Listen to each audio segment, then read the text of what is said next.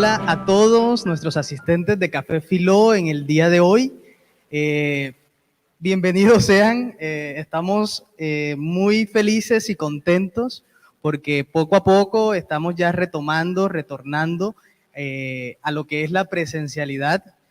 Quiero recordarles a todos nuestros asistentes, a todas las personas que van conectándose desde ahora, que Café Filó empezó como un espacio presencial y que por toda, digamos, esta alerta sanitaria, emergencia sanitaria que estamos viviendo, nos trasladamos a lo virtual y no queremos abandonar lo virtual. Entonces estamos como semipresenciales, por llamarlo de alguna manera, estamos como híbridos entre lo virtual y lo presencial, porque no queremos abandonar a todas las personas que a partir de toda la pandemia nos han estado acompañando.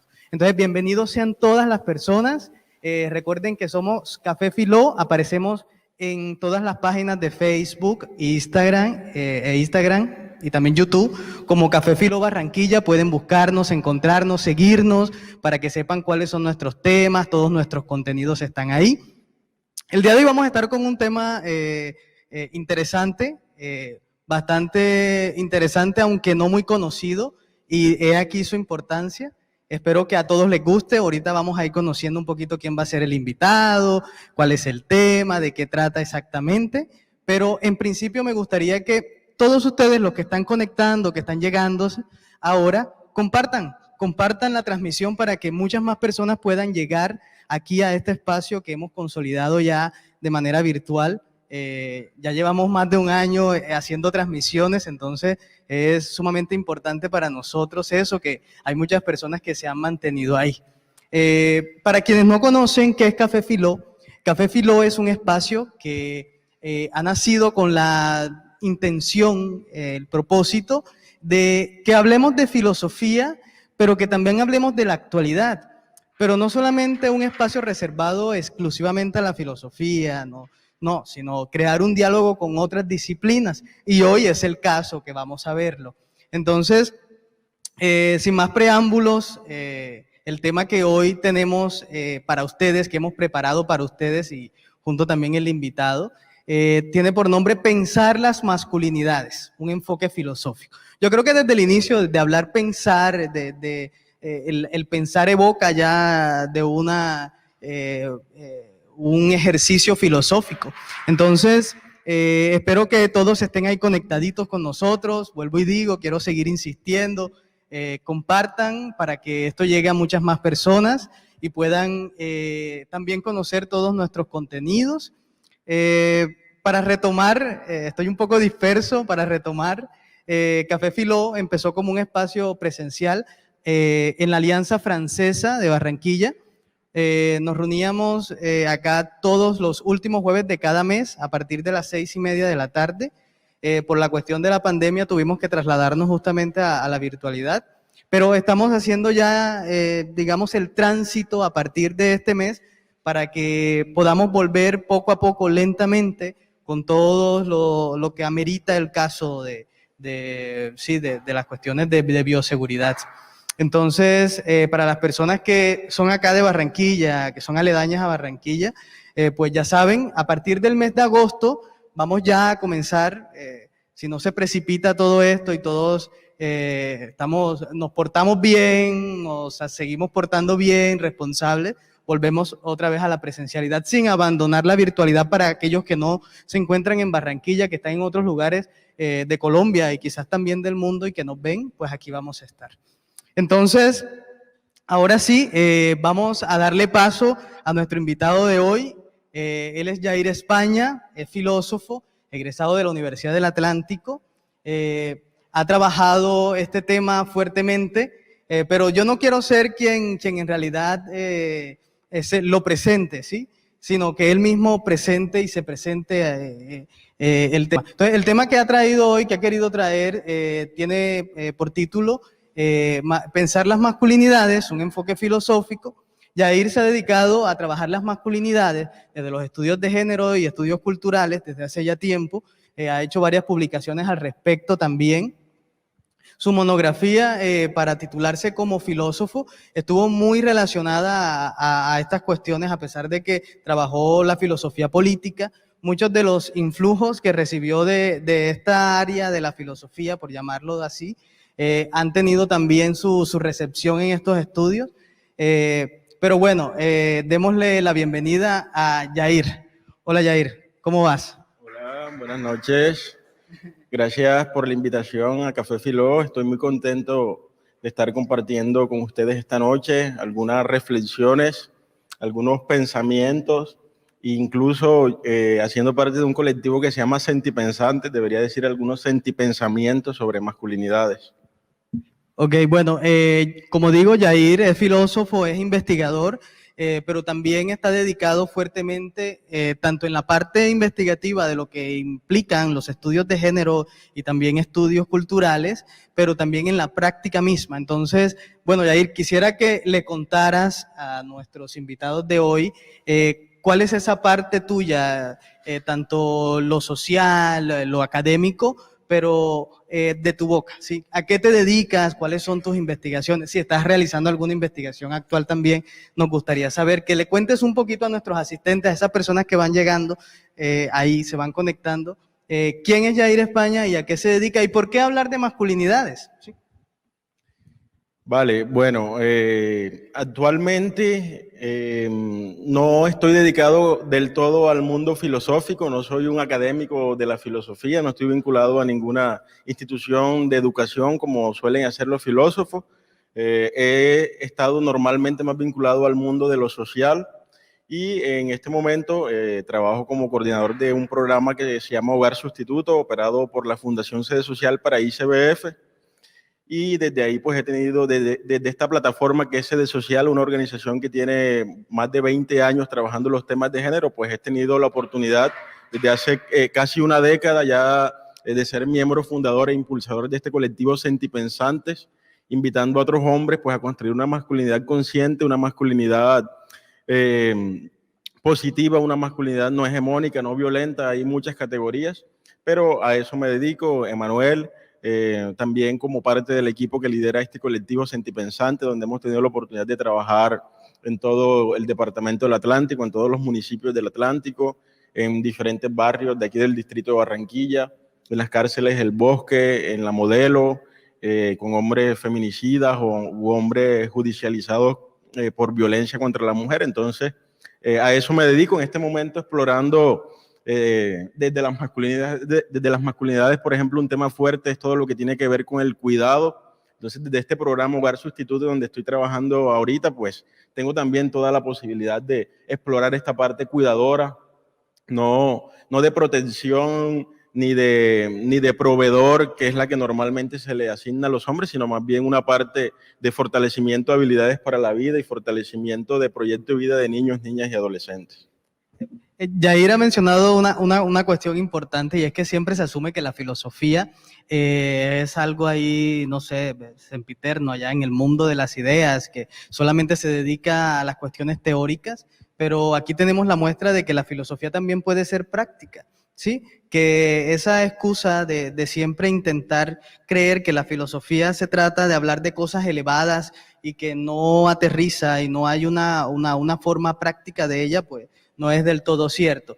Eso de pensar las masculinidades, Jair, siempre que se habla de un tema en específico, pues tiene un sujeto u objeto de estudio. ¿Qué son las masculinidades y cuál es el objeto de estudio? Bueno, eso es lo que justamente vamos a estar viendo a lo largo del transcurso de esta conferencia. En todas las disciplinas, en toda la ciencia siempre ha hablado de el hombre con H mayúscula. Entonces, incluso a mí me gusta cuando voy a hacer trabajos con hombres o trabajos con grupos, pues iniciar con esa pregunta, porque hablar de masculinidades en un mundo donde lo masculino ha sido privilegiado, o por qué hablar de el hombre o de lo que implica ser hombre en este mundo contemporáneo si siempre se ha hablado del hombre con H mayúscula. Entonces, justamente hay que hablarlo porque hemos sido un poco frescos, quizá dejando la responsabilidad del trabajo por un mundo equitativo, un mundo más agradable, un mundo donde quepamos todos en unas manos específicas, pero este trabajo de equidad de género, este trabajo de hacer de este planeta Tierra un mundo más hospitalario, pues es un trabajo de todas las personas. Sí, claro. Trabajar, o sea, de hecho que las masculinidades ocupan en sí el objeto o sujeto de estudio de las masculinidades, entonces son los hombres, ¿cierto? Entonces, ¿cómo llegar? Porque el trabajo con hombres me imagino que no ha de ser muy fácil, ¿sí? Sabemos perfectamente que ya las mujeres tienen de una u otra manera un caminito bastante arduo por las cuestiones de equidad. ¿Cuál es el lugar de los hombres aquí? ¿Sí? Por qué los hombres deberían preocuparse por trabajar la equidad si ya las mujeres lo están haciendo? ¿Sí? Bueno, yo diría dos razones pues, principales. Uno, porque no hacer de este mundo un mundo más equitativo, un mundo más agradable para todas las personas, no es responsabilidad de un género exclusivamente. Y dos, porque trabajar las masculinidades tiene muchos beneficios para uno como hombre. Hay un montón realmente de factores positivos, de maneras de vivir la masculinidad de una manera más positiva que pueden tener un gran impacto incluso en los estilos de vida saludable, en tu salud física, en tu salud mental. Entonces hay muchas razones realmente, muchos beneficios para el mundo, muchos beneficios para nosotros los hombres si pensamos este tema de las masculinidades y no solo si nos quedamos en el pensar, sino que vamos a la acción. Ok, bueno, yo creo que ya si seguimos preguntando y entrando en cuestión, yo creo que vamos a terminar desarrollando el tema y yo creo que quien merece el espacio en este momento es Yair. Quería comentarles un poquito cómo es la dinámica que se me olvidó de la emoción de estar aquí de nuevo en la Alianza Francesa. Nosotros tenemos acá detrás de bambalinas, por llamarlo de alguna manera, nuestros invitados y que pueden aplaudir de hecho para que escuchen, o sea, tenemos una asistencia, eso quiere decir, por eso también la emoción de volver otra vez, estos espacios enriquecen mucho, el contacto físico después de tanto tiempo es muy importante, sobre todo para estas cuestiones. Entonces, quería explicarles un poquito cómo es la dinámica para las personas que llegan, se están conectando o que no conocen cómo es Café Filó. Yair va a tener un espacio, él decide cuánto tiempo para explicarles o más bien presentarles su tema, ¿sí? Hablarles un poquito de lo que él quiere traerles, lo que quiere mostrarles, y luego de que él ya dé el tiempo y diga ya hasta aquí llego yo, pues le vamos a ceder la palabra a todos, tanto los que están acá en presencia de nosotros, como las personas también que están ahí acercándose de manera virtual por las redes, para ir mostrándole a Yair tanto los comentarios o preguntas que tengan acerca del tema. Desde ya pueden ir colocando sus dudas, sus comentarios, y nosotros en el transcurso de la transmisión vamos a estar presentándose. Entonces, bueno, Yair, muchas gracias. Yair es un invitado de casa, eso también es muy importante decirlo. Él hace parte también de Café Filó, del grupo organizador de Café Filó, entonces, pues de casa para ustedes. Entonces, bueno, los dejo con Yair, el espacio es todo tuyo. Bueno, muchas gracias nuevamente.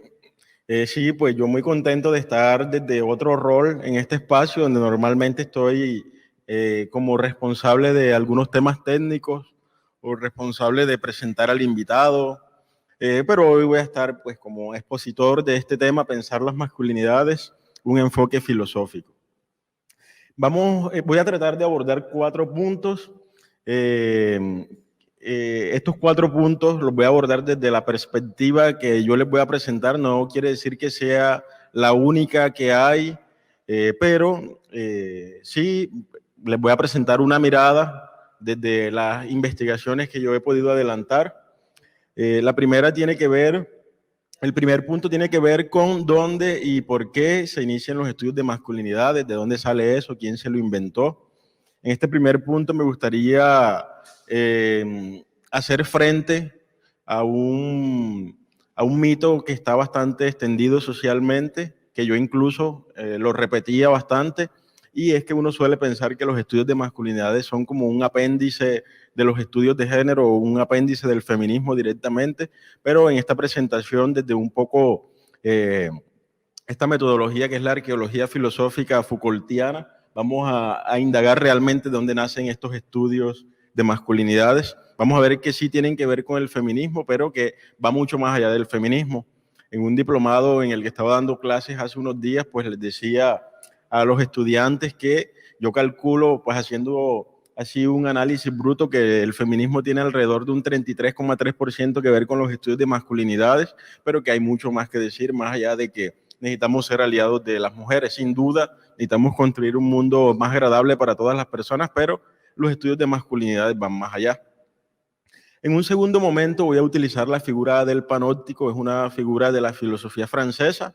De antemano decirles también que la filosofía francesa es la filosofía en la que yo me fundamento. Ya saben pues que en filosofía uno puede hacer uso de un montón de etapas históricas. Yo puedo ser alguien que utilice a filósofos antiguos, modernos, medievales, contemporáneos, postcontemporáneos, actuales para mis reflexiones. Y del mismo modo, pues también podría utilizar la filosofía alemana. En fin, yo voy a fundamentarme en unos autores franceses, también retomar algunos autores latinoamericanos, por supuesto, pero para este segundo punto voy a utilizar la figura del panóptico de Michel Foucault para explicar cómo se construyen las masculinidades acá en Occidente, evidentemente. No me voy a meter con Oriente ni nada de eso porque no es algo que sea de mi manejo. En un tercer momento voy a venir de Francia y vamos a ir a Plato Magdalena. Vamos a hablar un poco de la leyenda del hombre caimán. Yo nací en Plato Magdalena, entonces esta leyenda es bastante cercana a mí. Desde que nací realmente la he escuchado, ha sido un referente para mí. Y en este espacio voy a presentar pues esta figura del hombre caimán y voy a hacer un análisis desde las masculinidades. Espero que no me veten en Plato Magdalena, que no me prohíban la entrada, porque realmente voy a decir que este hombre caimán, pues además de ser un bonito símbolo cultural, pues también tiene algunos aspectos que no son muy positivos. Y en un último momento, luego ya de haber presentado todo este diagnóstico de masculinidades hegemónicas, de masculinidades violentas, incluso vamos a hablar de los aportes que desde la filosofía pueden surgir para hacer frente a toda la masculinidad tradicional o la masculinidad universalizante. Entonces, bueno, vamos al primer punto entonces, ¿dónde y por qué inician los estudios de masculinidades? Hace unos días, justamente en este diplomado donde estoy participando, hay 60 estudiantes, conmigo se conectaron 50. Yo les decía que esto lo voy a presentar rápidamente y justamente en filosofía, por ejemplo, podemos demorar un semestre hablando de un autor, podemos demorar un semestre hablando de Platón, de Nietzsche, de Aristóteles, y en un semestre uno trata de abordarlo bastante, pero en un semestre uno no puede agotar un autor. Entonces, en este rato que voy a estar aquí, en esta hora que voy a estar hablando, pues voy a presentarles rápidamente estos autores, pero los voy a tocar un poquito porque no los vamos a profundizar. Les repito, los filósofos estamos acostumbrados a demorar 6 meses, un año investigando un autor para decir que medio lo conocemos. Entonces, de estos autores apenas se los voy a presentar un poquito. Estos dos primeros señores, Talcott Parsons y Robert F. Bales, son dos señores norteamericanos.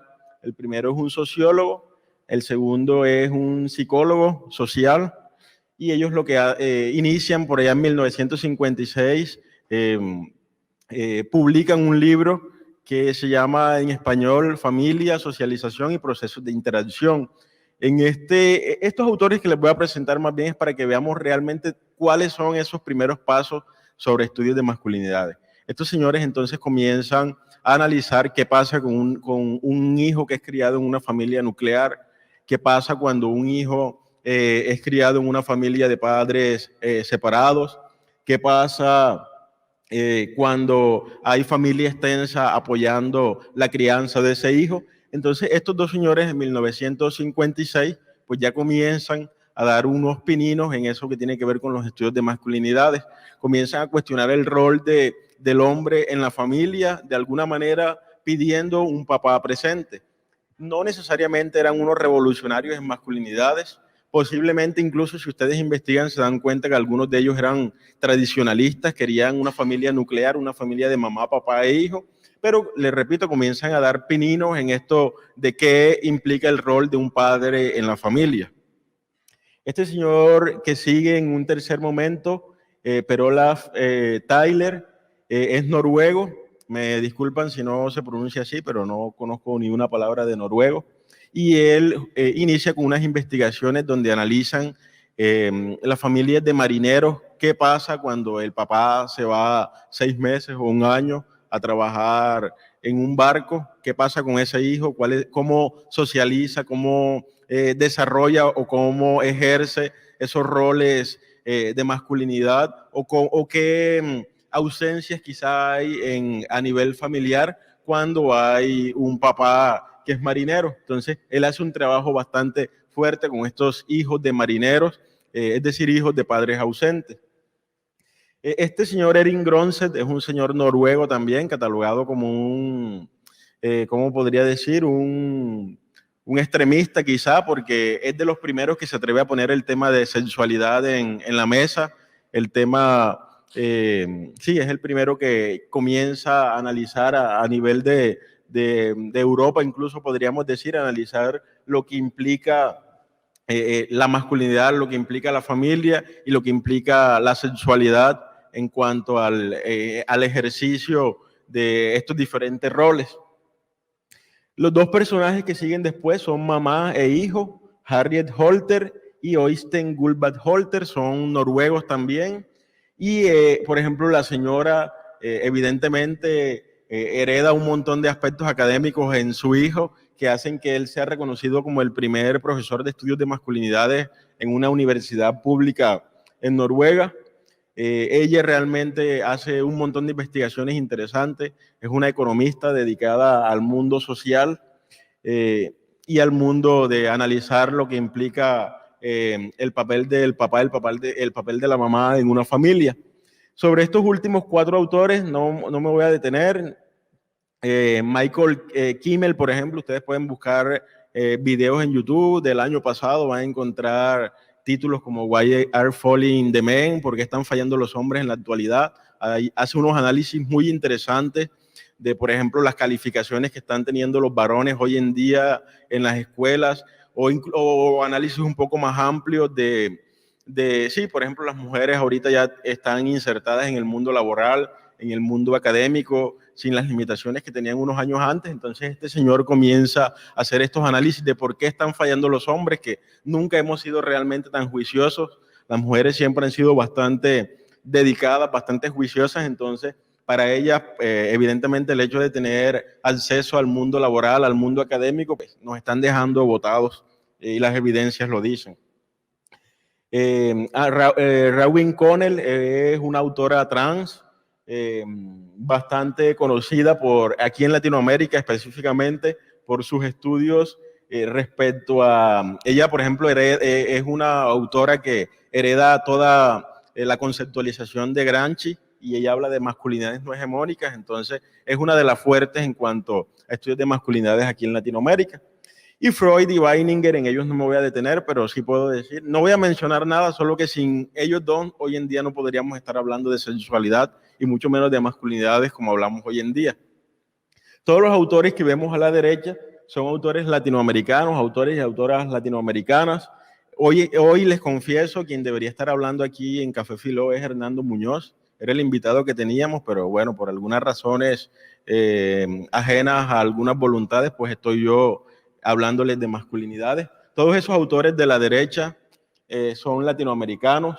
Norma Fuller es una peruana, Hernando Muñoz es un colombiano, uno de los líderes de la Mesa Nacional de Masculinidades. Mara Viveros es colombo-francesa también, casi toda su obra está en francés. Bueno, de Kaiser es un médico. Este tema de la medicina es genial porque los hombres somos distantes al tema de estilos de vida saludable, al tema de salud sexual y reproductiva, entonces él lo aborda de una manera genial. Rita Segato, una autora bastante taquillera, que dice que los hombres somos la primera víctima del patriarcado, donde va incluso muchas feministas, no les agrada la idea de que ella diga que los hombres son víctimas y no que son una víctima más, sino que son la primera víctima del patriarcado y que todo ese pues, daño que se va gestando desde lo que implica la masculinidad es lo que uno refleja posteriormente a nivel social. Entonces les acabo de hablar rápidamente de unos autores para que comprendamos que los estudios de género, perdón, los estudios de masculinidades nacen en el ámbito de los estudios de familia, no nacen directamente del feminismo O por ejemplo, cuando yo le pregunto a la gente qué piensa sobre, cuando escuchas hablar de masculinidades, me dicen, yo pienso en gays o pienso en feministas, entonces, pues ni tiene que ver, sí tiene que ver quizá con las diversidades sexuales o tiene que ver mucho con las diversidades sexuales, pero va mucho más allá, como podemos ver, inicia con los estudios de familia, inician analizando cuál es el papel del hombre en la familia, cuál es el papel o cómo se cría un hijo de padres ausentes, y además de esos referentes académicos, tenemos unos referentes sociales.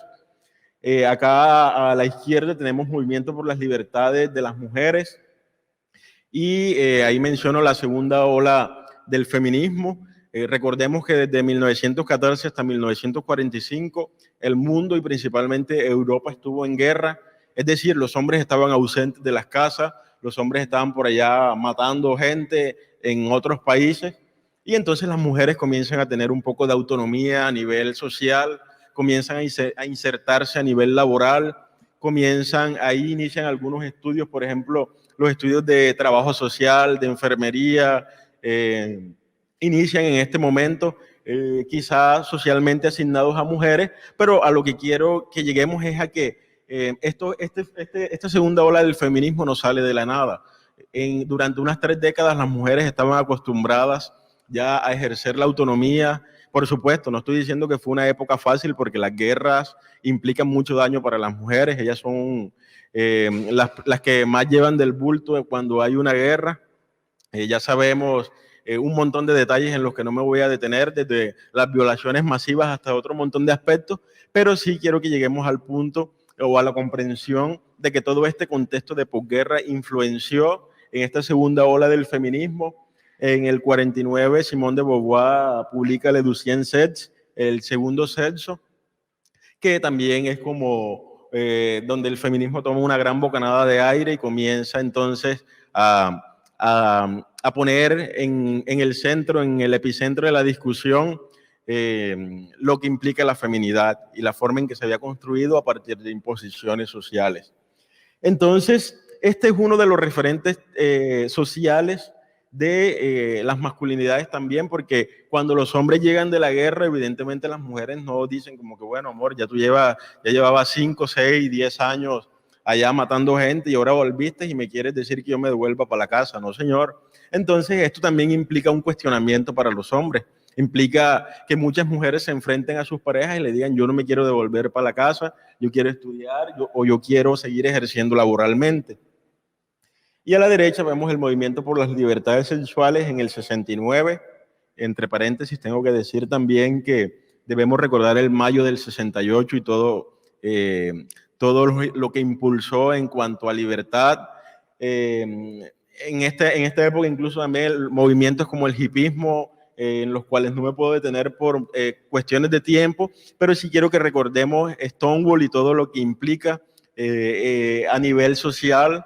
Recordemos que en el 69, pues, las identidades sexuales diversas, las personas que viven su sexualidad de una manera diversa, pues ya estaban realmente hartas, para no decir una grosería, de toda la represión policial, de Stonewall. De hecho, no era un lugar bonito, era un lugar poco agradable, un lugar donde se podía ser libre, pero que ni olía bien, donde le vendían carísimo las bebidas a las personas, como en cualquier bar o discoteca gay hoy en día. Pero lo que me importa de este movimiento es que en ese momento, por ejemplo, mujeres lesbianas, mujeres bisexuales, hombres gays, hombres bisexuales comienzan a repensar su lugar en la sociedad. Y en ese momento se podía incluso hablar de, a nivel teórico se pensaba el tema de libertad de las mujeres, ya había pasado todo el tema del movimiento por los derechos civiles en Estados Unidos. Entonces los homosexuales, por supuesto, las poblaciones diversas comienzan a decir, ¿y cuál es mi lugar en cuanto a sociedad? Voy a seguir siendo toda la vida un ciudadano de segunda por tener una orientación sexual diversa. Y bueno, ahí ya vienen toda esta revolución que implica Stonewall y que confluye en unos avances en cuanto a libertades o respeto a las personas que viven su sexualidad de una manera diversa. Entonces, quiero que retomemos rápidamente, cuando escuchemos hablar de masculinidades, ya no nos limitemos a pensar que tiene que ver con personas homosexuales o que tiene que ver con el feminismo, sino que al menos hay unas tres vertientes o unos tres movimientos, episodios referentes que podemos poner como antecedentes a nivel teórico y a nivel social de las masculinidades. Los estudios de familia, después del 45, justamente donde hay tanto huérfano, donde hay tantas mujeres viudas, etcétera. Entonces los estudios de familia, cuestionando el rol o preguntándose por el rol del hombre dentro de la familia, justamente, el movimiento por la libertad de las mujeres y los movimientos por libertades sexuales. Entonces ahí ubico yo,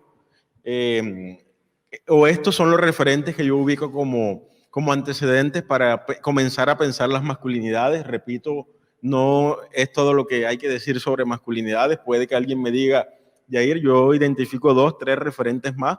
Estos son los que yo les puedo presentar desde las investigaciones que he podido adelantar y, repito, distanciándome un poco de esta idea que cree que las masculinidades se trabajan solamente para disminuir los niveles de violencia contra las mujeres, que sí es un tema fuerte dentro de masculinidades, pero que no es lo único. Hay un montón de aspectos más que si llegamos al final de esta presentación, vamos a ver un poco cuáles son esos temas que se trabajan desde los estudios de masculinidad, pero entonces para que tengamos en cuenta al menos estos 3 referentes, estos 3 antecedentes de lo que implican los estudios de masculinidades. Posteriormente, para hablar de el segundo punto que les comentaba, que tiene que ver con esta imagen del panóptico y lo que implica en cuanto a construcción de masculinidad tradicional en Occidente, debo decir que esta filosofía francesa en la cual yo me fundamento es una filosofía que no se limita a lo conceptual. Ya saben que los filósofos somos bastante conceptuales, y esta es una filosofía que utiliza la imagen también como elemento que puede generar reflexión, que puede generar discusión, que puede generar pensamiento crítico. Por favor, la siguiente diapositiva. Entonces, para hablar de cómo se construyen las masculinidades en Occidente, repito, me gustaría utilizar esta imagen del panóptico. Ahí en pantalla estamos viendo una imagen del panóptico. En la siguiente diapositiva también podemos ver otra imagen del panóptico. La voy a explicar rápidamente. En el centro, panóptico, lo que significa en cuanto a etimología, la palabra pan significa todo, completo, y óptico hace referencia a lo visual, a ver. Entonces, panóptico significa de alguna manera como donde se ve todo o el que ve todo, para decirles un acercamiento a lo que hace referencia esta palabra.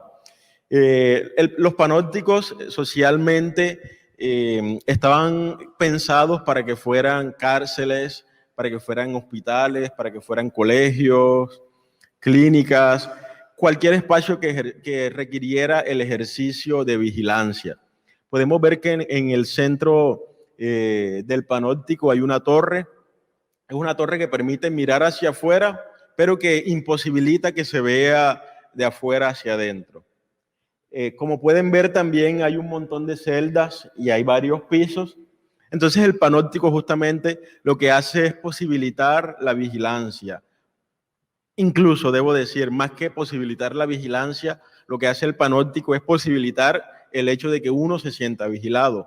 Les repito, hay una torre en el centro y alrededor hay muchas celdas, muchas habitaciones donde se podría ubicar a un presidiario, a un estudiante, a un enfermo.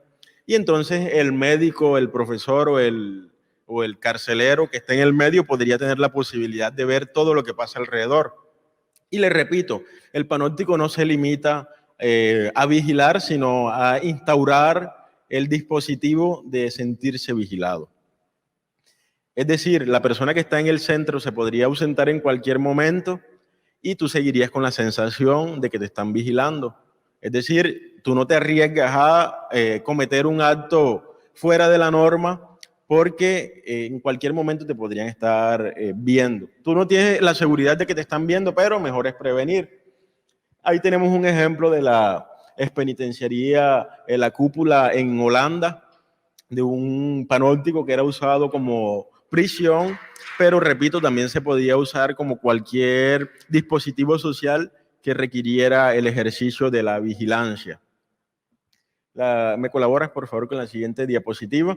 Ahí entonces podemos ver, evidentemente, esta imagen del panóptico nace con un señor que se llama Jeremías Bentham, y él la propone para que sea una institución usada a nivel social, repito, como cárcel, como escuela, como clínica, pero Foucault extrae esta imagen y dice, bueno, si bien a nivel arquitectónico se puede usar así, también a nivel social podemos decir que estamos sometidos a un panóptico. Siempre estamos nosotros ejerciendo procesos de vigilancia, procesos de veredicción para usar el lenguaje Foucaultiano, y siempre también nosotros estamos siendo vigilados. ¿Y quién nos vigila o quién nos lleva a estos niveles de presión que nos hacen construirnos de unas maneras específicas? Pues hay diferentes instituciones que consolidan esto que es el panóptico. Por ejemplo, ahí yo menciono varias, la familia. En la familia, por ejemplo, ya conocemos o ya sabemos que ahí se comienza desde la socialización, incluso antes de que un bebé nazca ya sabemos que se le asignan unos colores específicos para que puedan ser usados. Ya desde antes de que nazcamos, pues ya se está construyendo un poco nuestra subjetividad, y no precisamente por nosotros, sino a nivel externo nos están diciendo quién ser y cómo comportarnos. El Estado, sin duda, influye un montón en la forma en que se construyen las masculinidades. La Iglesia también, sobre todo estas religiones monoteístas en nuestro mundo occidental, específicamente la Iglesia Católica, con estas ideas de que el hombre es la cabeza de la familia. El sistema educativo, a mí me gusta siempre usar un ejemplo de la cartilla con la que a mí me enseñaron a leer, que fue la cartilla Nacho. Hay otras personas que le enseñaron a leer con la cartilla Coquito, o con otras, no sé, ya hace un montón de años que yo aprendí a leer, pero sí me gusta, por ejemplo, retomar la forma como en la M de mamá se usan expresiones como mi mamá me ama, mi mamá me mima, mi mamá amasa la masa, un montón de ideas que a nivel educativo estoy hablando, le van diciendo a las mujeres cómo tienen que comportarse, y cuando llegamos a la P de papá, entonces, por supuesto, estilos de vida poco saludables, como mi papá usa pipa, mi papá usa la pala, en fin. A lo que quiero llegar es que a nivel educativo también hay un montón de dispositivos que nos van diciendo quién ser, a dónde dirigirnos y cómo comportarnos.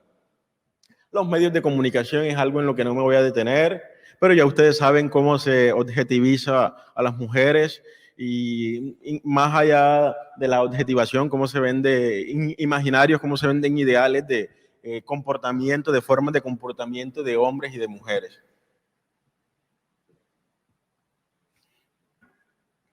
Ahí al final digo cultura y referentes, en eso no me voy a detener porque el último punto de esta presentación, repito, es el punto que sigue más bien. Es un análisis de esta figura del hombre caimán. Por supuesto, podemos hacer análisis de todas las figuras a nivel cultural que se nos puedan imaginar. Por ejemplo, los barranquilleros pueden hacer un análisis de lo que implica esta figura del tiburón, del Junior de Barranquilla. Yo no soy barranquillero, soy un hijo adoptado de esta ciudad que llevo 10 años viviendo acá, pero voy hoy a hacer un análisis del lugar de donde yo nací, de esa figura representativa de allá, que es el hombre caimán.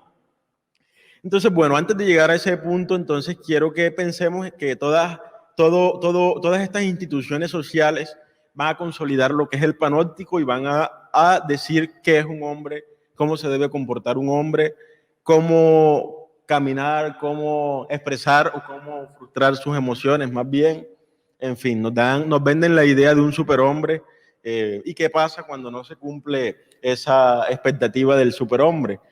Este es otro tema en el que no me voy a detener, y que suelen, por ejemplo, algunas compañeras de trabajo por la equidad de género donde hemos dialogado, me lo han cuestionado, pero yo lo tengo que mencionar. Los hombres se suicidan mucho más que nadie en este mundo, Por ejemplo, para quienes no lo saben, a nivel psiquiátrico se dice que el suicidio es un tema netamente masculino, no porque mujeres no se suiciden, sino por el nivel o las estadísticas de suicidios que ocurren entre hombres. Incluso, aunque parezca sorprendente, los hombres, por la razón que más nos morimos, no es ni por asesinatos, ni por accidentes de tráfico, ni por nada, sino que la principal causa, bueno, evidentemente, además de la muerte natural, además, es la principal causa de muerte entre hombres es el suicidio. Entonces sí, siempre estamos nosotros pues analizando eso que el panóptico me dice que tengo que ser versus lo que yo soy en la vida real, y si no soy entonces ese Superman, ese hombre que usa la pala y que fuma pipa y que es fuerte, pues se suele llegar a esto, al suicidio. Repito, no es un tema en el que me voy a detener, pero sí a nivel psiquiátrico se admite que el suicidio es un tema masculino por todo el tema de gestión de las emociones, en el cual los hombres no tenemos experiencia. Por ejemplo, Rita Segato justamente es una autora que ha trabajado bastante en cárceles y ella hace análisis de cómo las mujeres tienen una disposición natural. No estoy siendo esencialista porque desde la filosofía que trabajo no somos cercanos a los esencialismos, pero sí, no sé, a nivel natural o a nivel social, las mujeres han recibido unos elementos que le permiten consolidar redes, las mujeres se apoyan entre ellas muchísimo, tienen esa gran característica de la consolidación de redes, y los hombres pues en esto no nos va nada bien porque siempre más bien estamos compitiendo entre nosotros. Allí en la costa, por ejemplo, somos expertos en competir desde el tamaño del pene hasta quién ha tenido más novias. Entonces la competencia, no digo que no existe entre mujeres, pero sí digo que entre mujeres hay más disposición para establecer alianzas. Los hombres estamos apenas en proceso de aprender esta habilidad blanda. Bueno, ahora voy a ir a la leyenda del hombre caimán. A ver cómo estamos de tiempo. No estamos tan bien de tiempo, pero vamos a hablar un poco entonces de la leyenda del hombre caimán, como un referente de la construcción de masculinidades. Les voy a contar, ahí tenemos una imagen de lo que es Plato Magdalena. Es un pueblo que está a la orilla del río, es un pueblo ribereño. No sé si lo alcanzan a ver, pero ahí se ve una línea que es el puente que conecta Plato Magdalena con Zambrano Bolívar. En algún momento fue el puente más grande de Colombia. Y entonces en este pueblo que se llama Plato Magdalena nace esta leyenda del hombre caimán. Cuando en Europa estaban terminando la Segunda Guerra Mundial y a punto de comenzar la Guerra Fría, pues este señor Virgilio Di Filippo, un docente, escritor, parece que abogado también, consolida e instaura esta leyenda del hombre caimán. Voy a explicar un poco de qué se trata esta leyenda, como me la contaron a mí. Por ejemplo, el hombre caimán era un hombre, pues como todos los hombres, le gusta ver mujeres, le gusta observar la belleza femenina. Cada vez que una mujer pasa, no puede dejar de mirarlo. Un típico costeño de los que echan piropos, y si no echa el piropo, pues se cuestiona su masculinidad.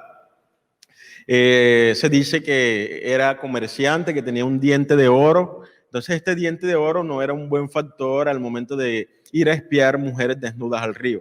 Esta era su fijación, ir a espiar mujeres desnudas al río. Entonces cuando él en medio de la emoción sonreía, pues el diente de oro brillaba y quedaba expuesto a su práctica nociva, o quedaba expuesta a su práctica nociva más bien.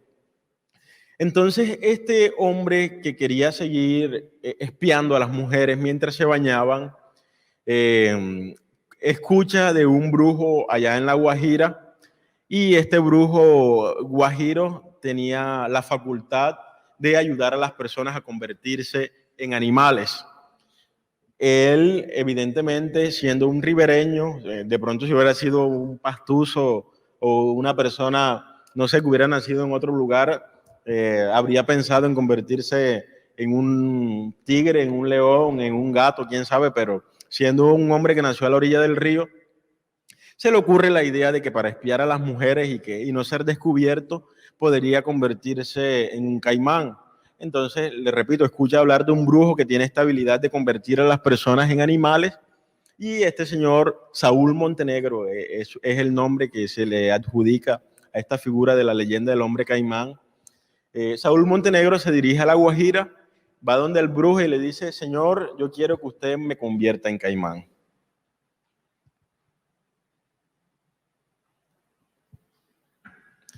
El brujo, entonces, eso era para ponerle un poco de misterio a la historia.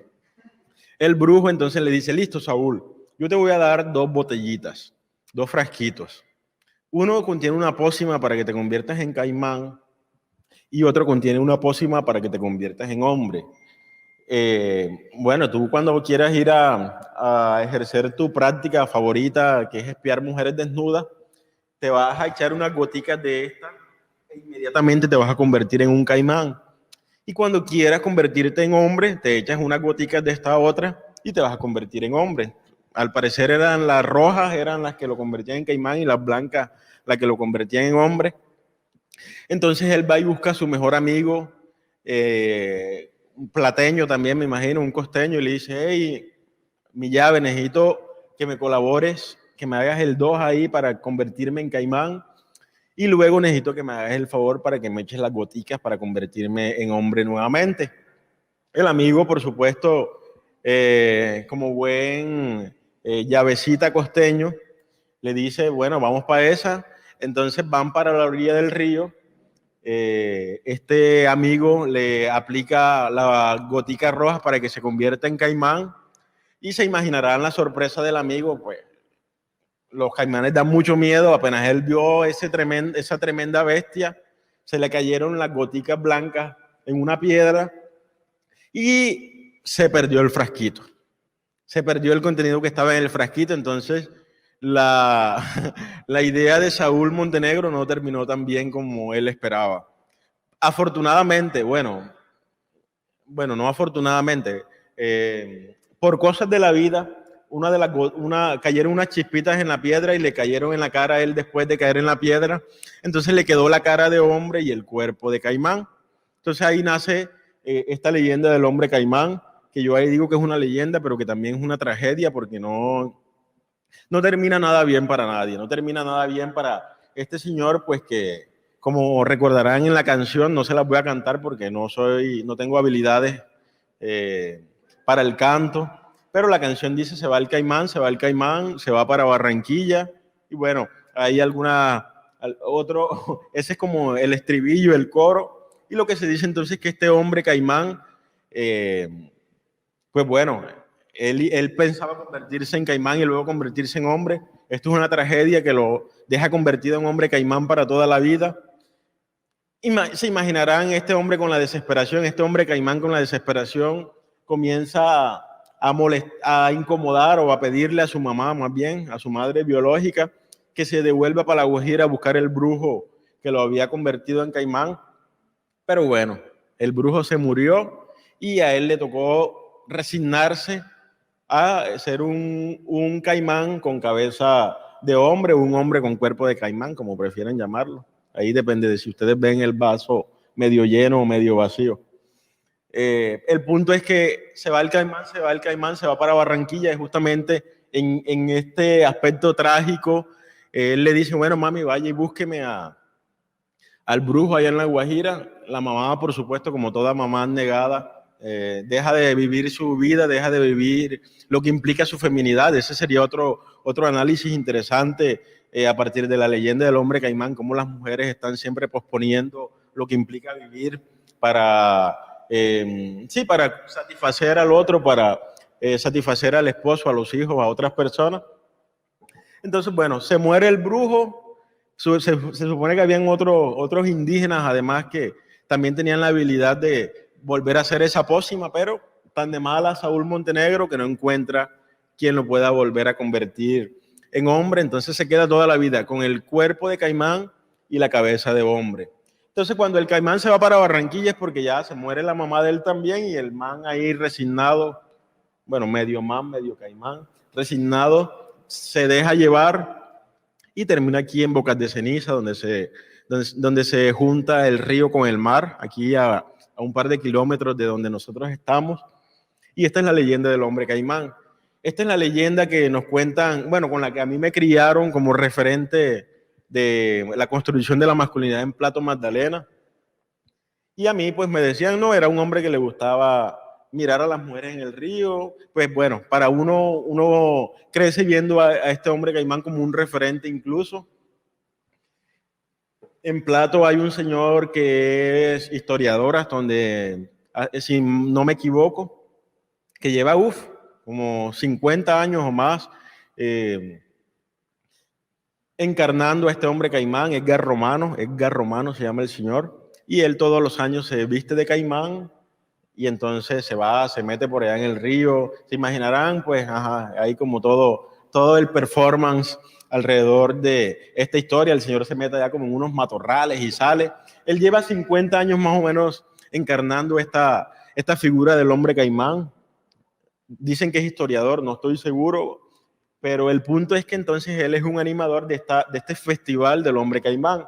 Comienza con una leyenda, pero hace unos años, hace, no sé, al menos diría yo unos 30 años, no tengo el dato exacto, no lo recuerdo ahorita, de cuándo comienza a celebrarse entonces el Festival del Hombre Caimán, dando fundamento a esta figura tradicional, histórica, no histórica porque evidentemente no existió en la vida real, pero sí que se va instalando como parte del imaginario de los hombres magdalenenses, de los hombres plateños. Ya sabemos que el caimán no se queda en Plato, que también ahí hay un factor le dicen el caimán cienaguero, creo que porque el que inventó la canción es un señor de Ciénaga. El caimán se va para Barranquilla y el caimán se va para todos los lugares siendo un violentador sensual. Entonces aquí comienza lo bueno y por eso les decía que espero que no me veten de Plato Magdalena, que no me prohíban la entrada, porque justamente lo que es el caimán es un violentador sensual. Se suele creer que ejercer violencia sensual es ejercer un acceso carnal. De hecho, por ejemplo, yo que trabajé muchos años también en un programa que se llama Intervención de Apoyo Psicosocial a Víctimas de Violencia Sexual. Cuando uno dialoga con las mamás que han sido víctimas, por ejemplo, de una niña o de un adolescente que ha sufrido violencia sexual, no a nivel penetrativo, pero sí que, por ejemplo, un tipo desconocido en la calle le metió la mano en la vagina. Me disculpan si esta imagen es un poco fuerte, pero va la chica caminando, un tipo le mete la mano en la vagina y luego cuando uno habla con la mamá sobre esta experiencia traumática, ella dice, no, pero a mi hija no me la violaron. Afortunadamente, a ella nada más la tocaron, pero ella no tuvo una experiencia de violencia sexual. Entonces ya hoy en día sabemos que la violencia sexual va mucho más allá de la penetración. Hoy en día sabemos que la violencia sexual tiene un montón de aristas y hay un montón de tipologías dentro de lo que se conoce como violencia sexual y que tocar o meterle la mano en la vagina a una mujer, hombre, a cualquier persona es violencia sexual, que espiar como lo hacía el hombre caimán es violencia sexual, que compartir una foto que mi pareja quizás me compartió a mí en el ámbito privado, una foto erótica que era de los dos nada más y si yo la difundo es violencia sexual, o que si me la comparten a mí yo la mando para adelante es violencia sexual también. Entonces quitémonos el chip de que violencia sexual implica penetración y comprendamos que hay un montón de actos que realmente son violentos a nivel sexual y que no se limitan al acceso carnal. ¿Me colaboras, por favor, con la siguiente diapositiva? Entonces, bueno, ahí les muestro rápidamente una imagen de lo que es el hombre caimán. La pueden ver durante un momentico. No se parece a las que están monumentalmente o arquitectónicamente en Plato. La principal ahorita que está en Plato es un hombre que no aparece viendo a nadie. Me imagino que ya han tomado un poco de conciencia, pero sí en mi pueblo. Yo recuerdo cuando estaba niño que al menos habían dos figuras donde estaba el hombre así como en una parte superior espiando a algunas chicas que se bañaban desnudas.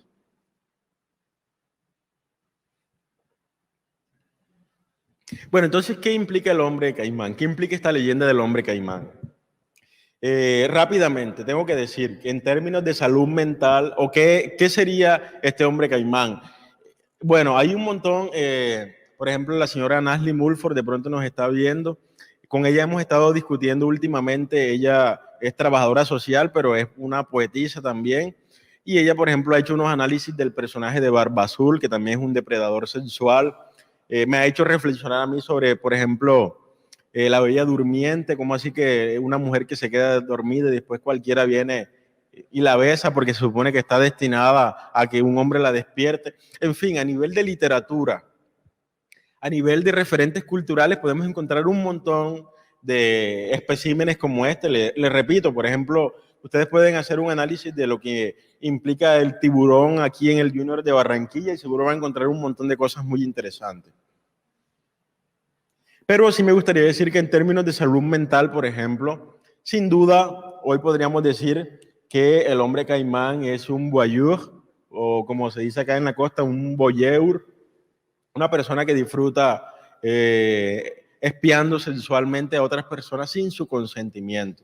Es decir, si hablamos de que es un voyeur, estamos diciendo que es un agresor sexual y también estamos diciendo que es una persona incluso con un trastorno a nivel sexual que se incita sensualmente espiando a otras personas.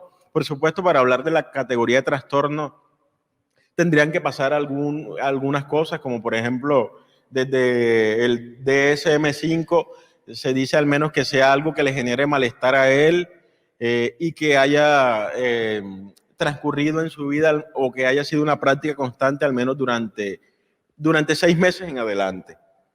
Si no ha cumplido los 6 meses o si no le genera tanto malestar, pues no sé qué dice el DSM-5, ya eso lo dirán los psicólogos. Si yo veo nada más por ahí una vez cada 6 meses, pues, ¿qué pasa?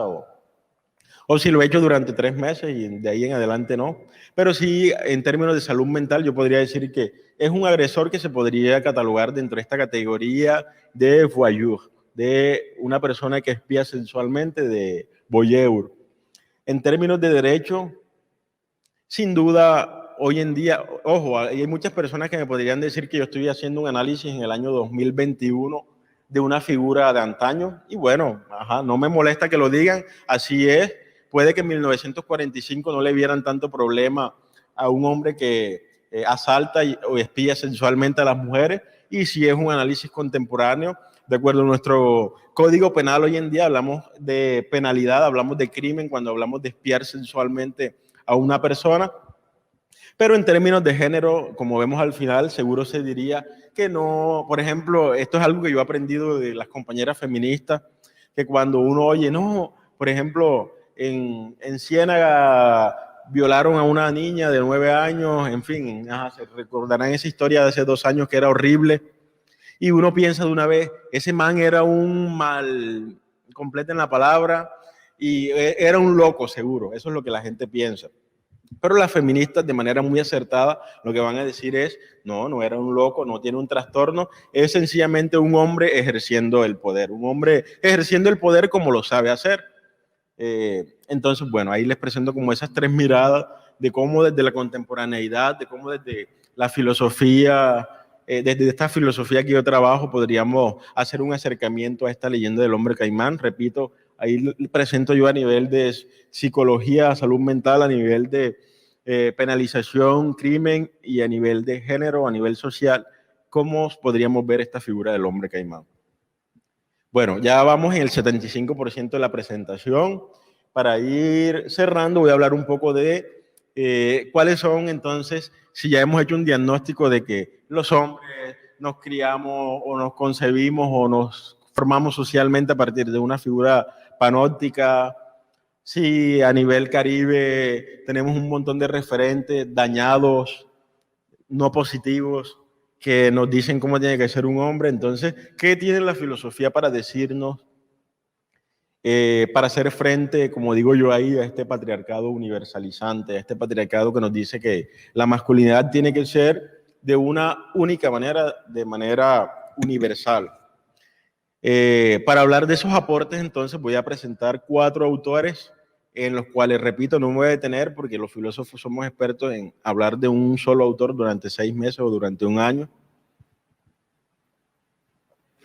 Y el primer autor al cual voy a abordar es este señor Charles Fourier, un francés Eh, y siempre digo que no me voy a detener en Fourier porque fue sobre este señor sobre quien yo hice mi trabajo de grado.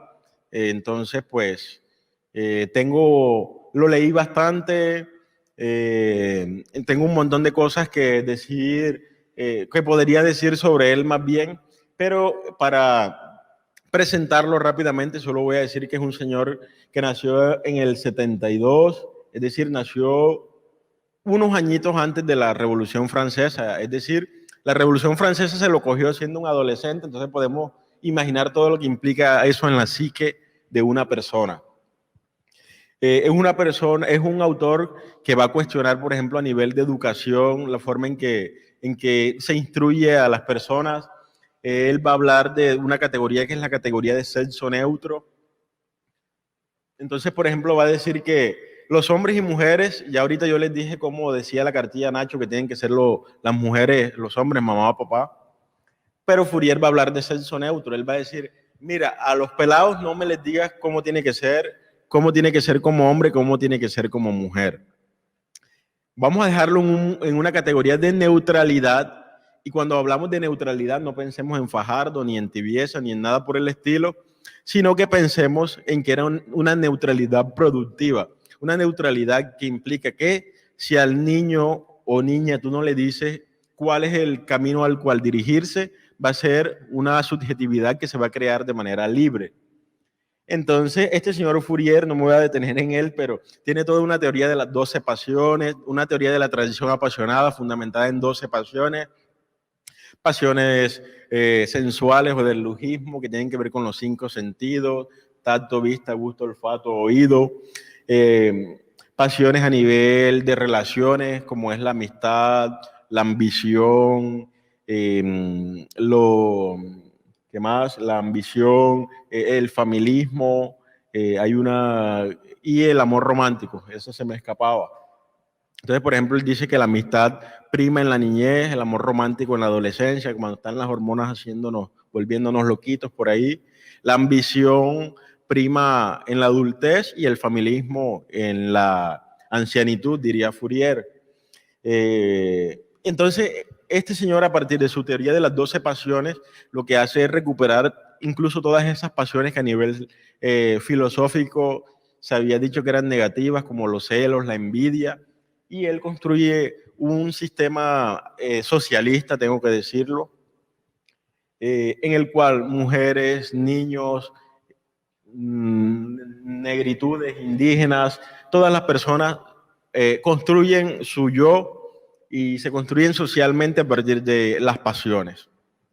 Pueden buscar en YouTube si gustan, si alguien quiere profundizar, la sustentación de mi tesis está en YouTube, se llama Reflexiones de un pensamiento político anterior a Marx, Charles Fourier, pensador de las pasiones, y ahí yo explico, incluso es la misma diapositiva, le dije a Manuel que la dejara igualita cuando me colaboró creando estas diapositivas. La siguiente, Emma, por favor. Entonces, esto a nivel de Fourier, podríamos decir que esta filosofía de las pasiones surge como un pivote para hacer frente a esa manera tradicional, universalizante de construir las masculinidades. En un segundo momento retomo a otros 2 autores franceses, Gilles Deleuze y Félix Guattari, para hablar del concepto que ellos proponen, que es el concepto de identidad rizoma. ¿Qué es un rizoma? El rizoma es un concepto que se usa en la biología para hablar de unos tipos de raíces. Por ejemplo, el jengibre es una raíz rizomática. Las raíces tradicionales, Emma, la siguiente diapositiva, por favor. Las raíces tradicionales suelen insertarse, así como vemos en el árbol de la derecha, en el piso o en la tierra y se fijan ahí para toda la vida. Las raíces rizomáticas, como las que vemos a la derecha, aquí en Puerto Colombia, por ahí por Bocas de Ceniza, vemos bastantes manglares y podemos ver una diferencia entre la raíz única o raíz tradicional y la raíz rizomática. Por ejemplo, ¿qué pasa si un manglar se queda afuera? Si un manglar se queda afuera, los otros manglares van a sacar agua. Imagínense este asunto tan interesante. Por ejemplo, hoy en día sabemos que La raíz única también, los árboles entre ellos establecen relaciones. Pensábamos que nosotros éramos los únicos que nos comunicábamos. Hoy en día sabemos que los árboles se comunican, pero para que sepamos los rizomas, las raíces del tipo rizoma, tipo manglar, tipo jengibre, si una raíz se queda afuera, las que están dentro del agua sacan una raíz, la conectan a la raíz que está afuera y son capaces de pasarle agua. Es decir, no la dejan morir así esté pasando una situación difícil. Entonces a mí me gusta retomar esta imagen de la raíz rizoma para invitar a los hombres, además de construir nuestra masculinidad desde las pasiones, a construirla también desde esta imagen del rizoma, a dejar ese egoísmo tradicional que nos ha caracterizado a los hombres, esa competencia tradicional, esa violencia que nos ha caracterizado, y a construir la masculinidad de manera rizomática, de manera que podamos establecer relaciones más allá de mis intereses. La siguiente diapositiva, por favor. Ya tenemos masculinidad pasional, masculinidad rizomática y masculinidad relacional. Aquí tenemos un autor que es francés también, que podríamos decir, bueno, es francés por temas de colonización, pero realmente es un caribeño, Edouard Glissant, Edouard Glissant. Aquí mis compañeros Luz Daris y Emanuel podrían hablar mejor de él que yo. A él no le gustaba justamente que lo catalogaran como filósofo, pero hoy podríamos decir que es filósofo, historiador, poeta, entre otras categorías académicas en las que podríamos meter a este señor Glissant. ¿Y qué es lo que propone él? Él lo que dice, palabras más, palabras menos, vamos a olvidarnos de ese humanismo que nos había puesto aquí como que somos lo más bonito del planeta, y vamos a ver entonces cómo nos relacionamos, cómo los hombres establecemos relaciones entre hombres, cómo establecemos relaciones con las mujeres, cómo establecemos relaciones con lo humano y con lo no humano, cómo establecemos relaciones con el planeta. Entonces la filosofía de la relación justamente lo que hace es invitarnos a revisar esa manera en que establecemos relaciones los hombres. Incluso Glissant es uno de los autores bases que yo utilizo para explicar la manera en que debemos tener acercamientos a masculinidades, y es justamente porque yo digo que los hombres nos relacionamos de manera hegemónica o negativa con todo. Entre hombres es con la competencia, entre mujeres tradicionalmente es con la violencia, con los hijos es una relación distante, porque la que se ocupa de la crianza es otra persona. Con los hombres, repito, es a nivel de competencia. Con la naturaleza, súper interesante para mí al menos esto, con la naturaleza los hombres estamos acostumbrados a relacionarnos de manera bastante violenta, incluso en términos de explotación se podría hablar. A nivel científico se habla de penetrar en la naturaleza para llegar a la verdad, términos bastante hegemónicos, bastante machistas. Entonces la ciencia hoy en día también debería replantearse si de verdad quieren penetrar algo para descubrir otro algo. O sea, desde el lenguaje en adelante, revisar todos estos temas. Y finalmente, para hablar de masculinidades, entonces, repito, invitamos a los hombres a construir una masculinidad pasional, una masculinidad rizomática, una masculinidad fundamentada en relaciones positivas y una masculinidad hospitalaria. Este concepto de hospitalidad, mi colega Manuel es bastante más experto que yo en este autor francés, René Scherer. Él hizo su tesis sobre este autor, pero yo también lo retomo este concepto de hospitalidad de Scherer para decir que los hombres también tenemos que construir la masculinidad de una manera hospitalaria. Por ejemplo, nosotros hemos sido los que hemos liderado a nivel político todo el tema de relaciones, y ya sabemos por qué hay tanta guerra, por qué hay tanto distanciamiento entre un país y otro, por qué hay tanta competencia intranación. Y entonces René Scherer lo que hace justamente es utilizar, repito, desde esta filosofía francesa, no solo reflexionamos desde el concepto, sino también desde la imagen. Y lo que dice él es, como la tierra es redonda, utiliza la imagen de la redondez, como la tierra es redonda, los hombres estamos destinados, los hombres están destinados al reencuentro. Yo hace unos días le decía a mi colega que también tenemos que cuestionar entonces a Scherer, porque yo le decía, entonces las mujeres no están destinadas al encuentro. Pero él muy sagazmente me hizo caer en cuenta de que Scherer, por ejemplo, como heredero de toda esta tradición de justamente de estos derechos del hombre por Revolución Francesa, hereda toda una conceptualización también que sin duda podemos retomar y que bueno, también desde los que tenemos un poquito de acercamiento a los estudios de género, masculinidades, etcétera, pues vamos a siempre estar bastante atentos a esto. Yo personalmente no soy de los que anda diciendo todos, todas, todes, gracias por venir. Yo prefiero, por ejemplo, gracias a todas las personas. O sea, sí, claro, me parece fundamental el tema de inclusión, pero también soy bastante amigo de la economía del lenguaje. Entonces, por eso prefiero decir bienvenidas a todas las personas que están hoy aquí. Gracias a todas las personas por haberme escuchado. Y bueno, yo creo que con esto, Manuel, voy terminando, ¿cierto? Me colaboras con la siguiente diapositiva. Con esa voy a terminar. Entonces, termino diciendo que finalmente hay una manera a nivel panóptico de construir masculinidades, una manera donde institucionalmente se verifica que esa masculinidad responda a lo que se exige desde la familia, a lo que se exige a nivel educativo, etcétera. Hay unos referentes a nivel social que nos dicen cómo debe ser un hombre y más aún nos dicen cómo debe o más bien nos dictan estos personajes a nivel de imaginario, repito, el tiburón del Junior, la leyenda del hombre caimán, que nos invitan a construir una manera de masculinidad específica. Y entonces luego de haber hablado eso, presenté a estos autores que presentan, me disculpan ahí la repetición, que presentan unos aportes que yo retomo para hacer frente a esta masculinidad hegemónica y tradicional.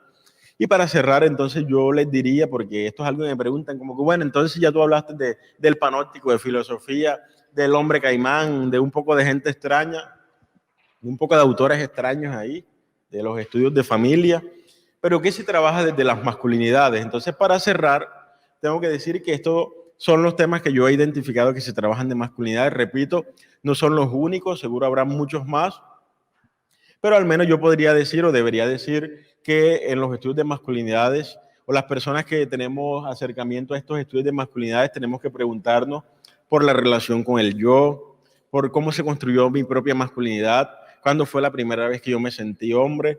Un paréntesis, acá en la costa, por ejemplo, aquí siempre que hacemos talleres de masculinidad sale el tema de las burras en algún momento.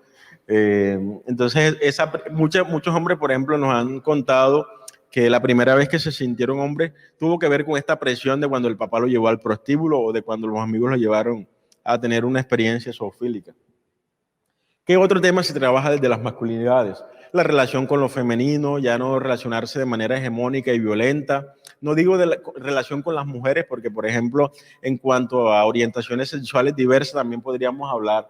De hecho, muchos autores dicen que mucha de esa violencia que se recibe a nivel de diversidad sexual tiene que ver porque se le identifica con lo femenino. Relación con los otros hombres, entonces también ya no nos relacionamos nada más a nivel de competencia, a nivel de quién es el que más sexo tiene, de quién es el que le mide más, etcétera, sino que también nos relacionamos entre nosotros, co-construyéndonos y también fomentando espacios para construcción de masculinidades positivas. A nivel sociopolítico, los hombres, entonces, si yo comienzo a aprender algo, si yo comienzo a interiorizar una nueva manera de ser hombre, eso debo llevarlo a nivel social también, es lo que se debe hacer, no debo quedarme con eso. Y además, sobre todo, que este es un tema bastante interesante, porque las mujeres no tienen la obligación de educarnos a nosotros como hombres, sino que entre nosotros ya ellas adelantaron bastante el trabajo durante 6 décadas, durante 5 décadas, entonces nos toca como hombres también actuar a nivel sociopolítico. Pero a nivel sociopolítico también es importante el tema del ejercicio del poder. Los hombres identificar que hemos sido privilegiados en cuanto al ejercicio del poder y actuar frente a eso. A nivel erótico afectivo, lo pongo ahí también porque los hombres hemos dejado la responsabilidad, por ejemplo, a nivel de anticoncepción en las mujeres. Si la pareja queda embarazada, entonces va el reclamo a la pareja de por qué no te cuidaste. Entonces también esto de nivel erótico afectivo es bastante importante. También el tema del compromiso, si yo constituyo una relación con alguien, entonces también todo el tema de responsabilidad afectiva, de dejar esa tradición de los hombres de estar diciendo piropos a donde vamos, de estar mirando para todos los lugares donde vamos, porque no podemos estar fijos a nivel erótico afectivo. Tampoco estoy diciendo que la única manera de ser hombre es la monogamia. Lo que estoy diciendo es que tenemos que construir nuestra masculinidad de manera responsable, y si yo me abro algo más allá de la monogamia, entonces tengo que saber que eso va a implicar un montón de elementos a los que tengo que responder. Masculinidad y medio ambiente lo menciono también, retomando lo que decía ahorita de la ciencia, de la forma en que los hombres la hemos visto como sujeto de explotación, como sujeto de penetración. Y finalmente el tema de paternidades y roles en el hogar. Por ejemplo, a mí algo que me conmueve bastante, por ejemplo, cuando he hecho talleres de masculinidades o cursos de masculinidades para hombres, en el primer taller uno puede que comience escuchando a un hombre decir que no le da afecto a su hijo porque le da miedo, que le han dicho que si un hijo recibe afectos puede tener tendencia o puede tender a la feminidad. Y luego en el 10º taller, pues puede que ese hombre se despida diciendo: gracias, profesor, hoy soy capaz de abrazar a mi hijo, de ser responsable afectivamente con mi hijo.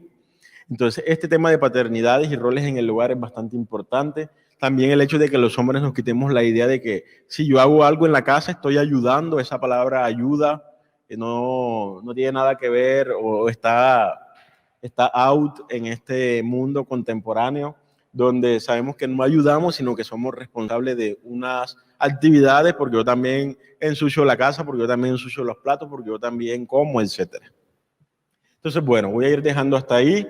Le voy a dar el micrófono a Emanuel 1 minuto y me voy a ausentar 1 minuto mientras termina. Bueno, yo creo que quedó claro que esa pregunta que le hice a Yair al inicio de cuál era el sujeto u objeto de estudio de las masculinidades, con todo lo que nos ilustró quedó claro, es decir, que es el hombre, ¿sí? Lo que aquí está en cuestión es el ser humano hombre, en ese sentido. Entonces, bueno, gracias a todas las personas que están aún aquí conectados con nosotros. Yo creo que por ahí vi un par de comentarios. Las personas que aún no lo saben pueden hacerlo, pueden comentar, hacer sus preguntas ahí y las vamos a ir respondiendo en la medida del tiempo. Vamos a darle un chancecito a que Yair venga. Mientras tanto, vuelvo y digo, y recordarles la dinámica, esto es un espacio abierto. La idea es que permitamos el diálogo. Café Filó es una tertulia. Sí, hay un tema, hay alguien que está dirigiendo el espacio, el tema, sí, pero la idea es que luego de que esa persona ya exponga el tema podamos abrirnos al espacio de conversar tanto con el ponente como con todos los que estamos acá. Entonces, recordarles que ya estamos iniciando la transición para entrar a la presencialidad. Y hoy lo que quisimos iniciar justamente con un invitado de acá de la casa, Yair España, con un tema que es bastante cercano a él. Entonces, pues, sigan comentando por ahí. No sé, Luz, si hay algunos saluditos por ahí que puedas ir colocándonos para ir mirando.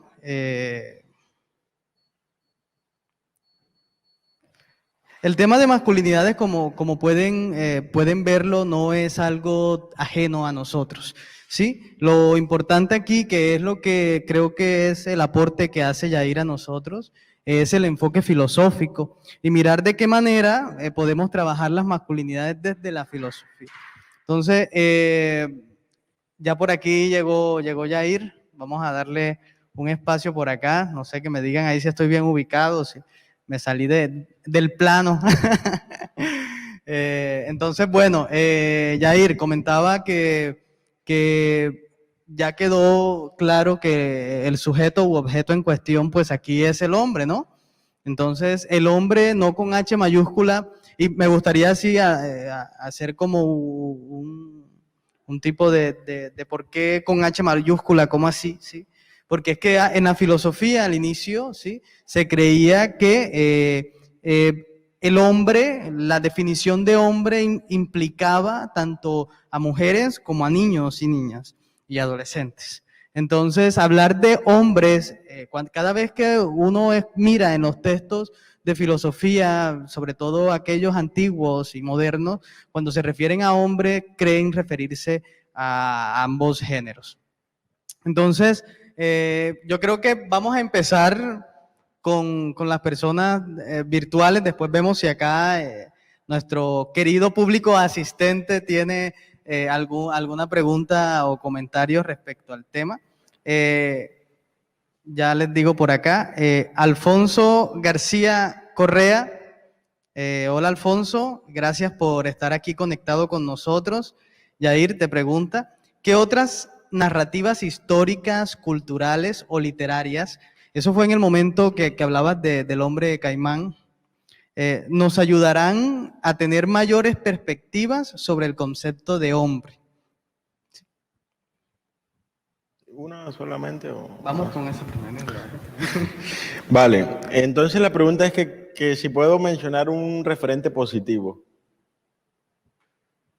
Voy a repetirla. ¿Qué otras narrativas históricas, culturales o literarias nos ayudarán a tener mayores perspectivas sobre el concepto de hombre?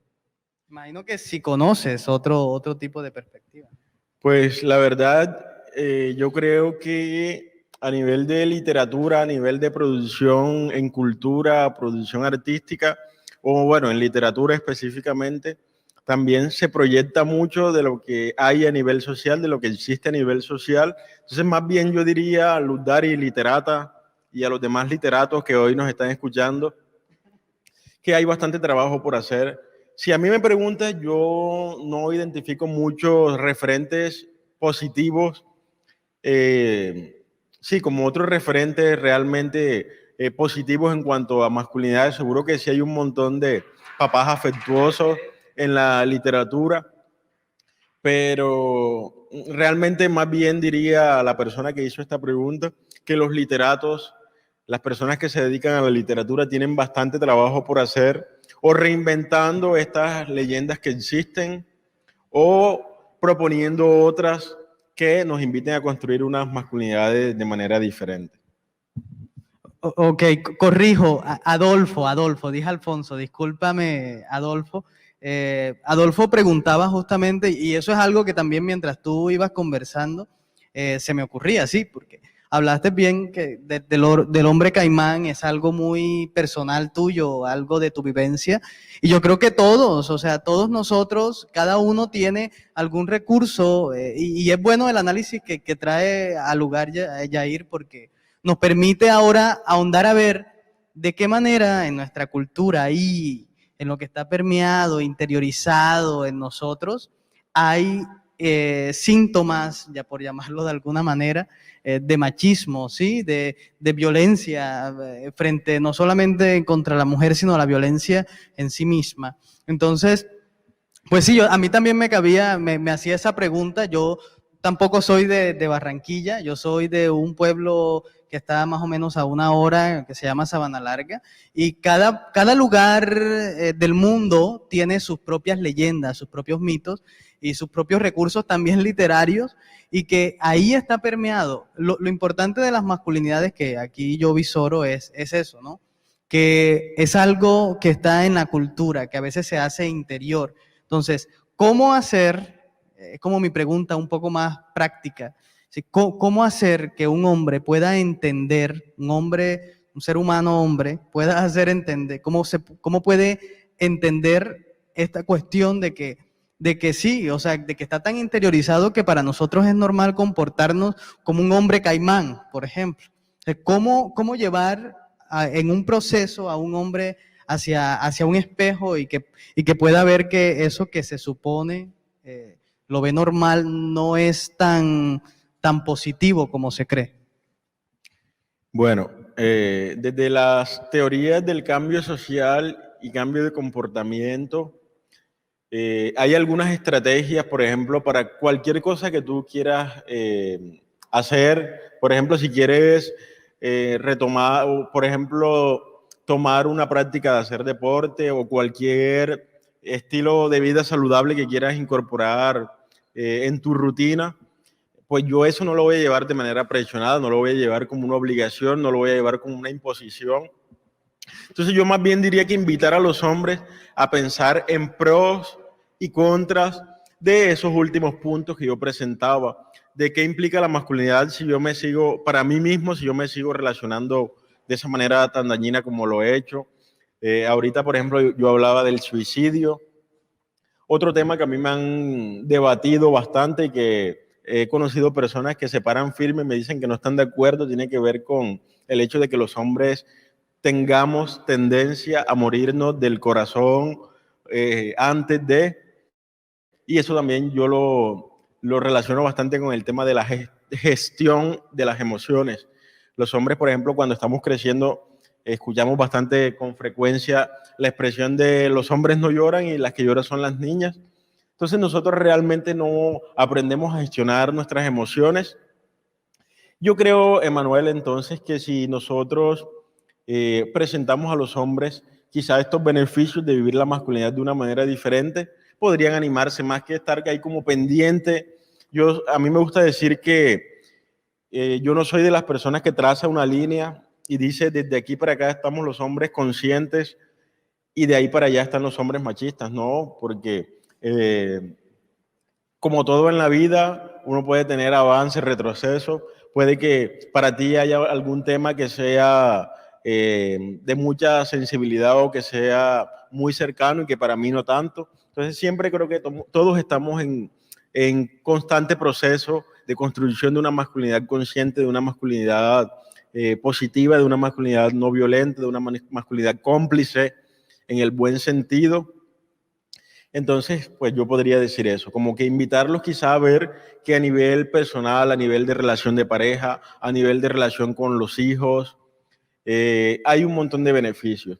Y no debemos hacerlo nada más por los beneficios que implica, pero sí me parece que es un buen argumento para invitar a otros hombres a unirse. A mí no me gusta usar la palabra lucha, no soy tan bélico, prefiero usar la palabra trabajo, soy más evolucionista, más furierista, por eso hablo de trabajo. Me acuerdo de Engels incluso con el papel del trabajo en la transformación del mono en hombre. Entonces, como en aras justamente de distanciarme de estos conceptos bélicos, yo prefiero hablar de trabajo. Entonces, sí, los hombres tenemos mucho trabajo por hacer. Ahora una pregunta que me parece importante, sobre todo porque estamos hablando aquí de los hombres, ¿sí?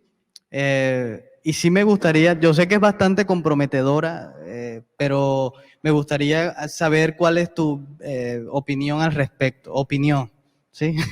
Nada, exacto, doxa. ¿Es el hombre el problema? Bueno, esa es una pregunta que incluso en el diplomado que les comentaba ahorita, la dejé en un foro para que los estudiantes debatieran sobre la pregunta de si es el hombre el problema o el mal, entonces, de estos temas de equidad de género. Y bueno, sin duda podemos ser bastante responsables. Yo no hablo de culpa también porque es un concepto cristiano, pero si hablamos en términos de responsabilidad, sí podría decir, o sí tendría que decir sin duda que los hombres somos bastante responsables de todo del sostenimiento de este sistema, pero también a mí me gusta invitar a la gente a que no nos quedemos señalando a Víctor, a Emanuel, a Jorge o a Yair nada más, y a que pensemos el patriarcado como una estructura social que va mucho más allá de cada uno de nosotros. No se trata de ti y de él como individuos. Sin duda, por ejemplo, Rita Segato habla del concepto de mandato de masculinidad y nos invita entonces a echar al piso, a deconstruir, a tumbar ese mandato de masculinidad, no dice vamos a tumbar el patriarcado, sino a deconstruir el mandato de masculinidad. Entonces yo creo que en las acciones diarias de uno es muy válido que nos preguntemos de qué manera estamos o fundamentando o cuestionando ese mandato de masculinidad, qué tan de manera libre, de manera pasional, de manera rizomática, de manera relacional, de manera hospitalaria estoy viviendo mi masculinidad, o qué de tan manera, o sí, de qué manera estoy viendo mi masculinidad, si es más bien de una manera hegemónica, de una manera vertical, sí, eso te podría decir. Retomando un poquito a dos autores que mencionaste, que fue Deleuze y Guattari, por ejemplo, partiendo de lo que dice, si hablamos de un sistema que se supone sería el patriarcado, ¿no? Nosotros, todos los seres humanos, seríamos producto de ello, ¿sí? Eso de una u otra manera no implica una necesidad pasiva de nosotros, como que, bueno, yo soy así porque podemos llegar a esa conclusión, ¿sí? Como que, bueno, hacemos parte de un sistema, de un conjunto de símbolos que nos han fabricado y nos han producido también nuestra psique, porque, ¿sí? Han producido nuestra psique, entonces no es culpa de nosotros, no es responsabilidad nuestra. Entonces, aquí el punto que toca Yair es importante, ¿sí? Y ahí sí el término marxista de conciencia. O sea, sí, somos producto de un sistema, bien, nacemos y de una u otra manera nos inculcan algo que se supone es natural, como el ser hombres, ¿sí? Eso que Yair hablaba de un mandato, sí, hay algo ahí que nosotros se nos muestra como natural, pero ¿de dónde? O sea, ¿cuál es el límite? Sería aquí la pregunta, ¿cuál es el límite? ¿De dónde a dónde llega ese sujeto pasivo que ha sido construido, ¿verdad? Y de dónde a dónde yo soy responsable de ello también, ¿sí? Porque no podemos seguir pensando que somos solo un producto de algo, ¿sí? De que el hombre o la masculinidad se produce a nivel social y cultural y ya, no hay pare de contar y lo que fue, no. O sea, también somos conscientes de lo que hacemos y de qué forma también se puede interiorizar, así como se interioriza la violencia, también se puede interiorizar las maneras de relacionarnos de otra manera. Y aquí entra la pregunta del machismo, ¿sí? Me gustaría primero que nos dieras como un concepto de lo que es el machismo, ¿sí? Y qué papel juegan las mujeres en esto del machismo, porque normalmente siempre se dice que el machismo es solo de hombres, es decir, el hombre es el machista y la mujer no es machista. Entonces, ¿qué es en realidad el machismo y qué papel juegan tanto hombres y mujeres en él? ¿Sí? Vale, bueno, yo el machismo realmente lo pondría al nivel del patriarcado. O sea, para mí ahí sí podría decir, son sinónimos. Podría decir que son unas estructuras sociales que posibilitan la construcción de masculinidades violentas, masculinidades hegemónicas, masculinidades dañinas y que como toda estructura social no está limitada a que se instaure en los cerebros de personas con pene, sino que se puede instaurar en todas las personas. Entonces, también eso es otro análisis de Rita Segato. Las mujeres pueden ser también replicadoras de este sistema que no es positivo realmente. Por ejemplo, algo que suele decir la gente es como que, no, si realmente las feministas tuvieran razón, los hijos de las feministas fueran hombres diferentes, como también como asignando nuevamente la culpa a las mujeres por la crianza, como si el hombre ahí, por ejemplo, no tenía responsabilidad. Pero lo que yo quiero llegar es que, sí, no quedarnos ahí como en esa falsa discusión de que la culpa es tuya o la culpa es mía, pero sí tener muy presente que como toda estructura social se instaura en las mentes de todas las personas, se instaura en las mentes. Aquí yo retomaría el concepto de poder de Foucault. No se trata de que yo tengo el poder y yo ejerzo el poder sobre ti, sino que el poder es algo que se comparte, el poder es algo que no solamente se ejerce, sino que en una relación hay poder. Siempre el poder puede fluctuar entre tu persona, entre mi persona. No está nada más en mí, por ejemplo, esos pensamientos. A mí me gusta usar la figura del sádico y el masoquista para explicar el tema del poder. Y hay gente que piensa, por ejemplo, que el poder nada más lo tiene el sádico y que el masoquista lo que hace es sufrir el poder. Pero si uno le pregunta a esa persona que tiene esa idea, ¿qué pasa entonces si el masoquista se quita? ¿Para dónde se va el poder? El poder entonces no está nada más en uno, sino que el poder, bueno, y no está aquí estamos también siendo como dicotómicos, como que en uno o en otro. Ya sabemos que a nivel social se puede hablar de un montón de elementos o como para utilizar el concepto del cual hacía uso ahorita, un montón de dispositivos en los cuales, más bien los cuales permiten la instalación y la puesta en práctica del poder, no necesariamente negativo.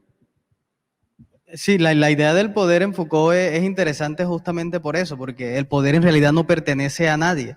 Simplemente existen redes de poder y el poder se desplaza libremente, o sea, no pertenece a un sujeto. Eso dice mucho a nivel político, por ejemplo, que siempre se cree que el poder se recluye, que es la visión clásica del poder, que se recluye en el Estado, en la soberanía, pero en realidad no es así. Y ustedes se van a la calle, por ejemplo, y muchas personas piensan que en realidad el poder lo tiene el Estado, ¿sí? Sabiendo perfectamente que en términos democráticos quien elige a quienes están allá y representan el Estado somos nosotros. Entonces, ¿quién tiene el poder? ¿Sí? ¿Dónde está el poder? Esa es de aquí la importancia de Foucault, ¿sí? De superar la idea clásica del poder y replantearla a partir de un plano totalmente distinto, ¿sí?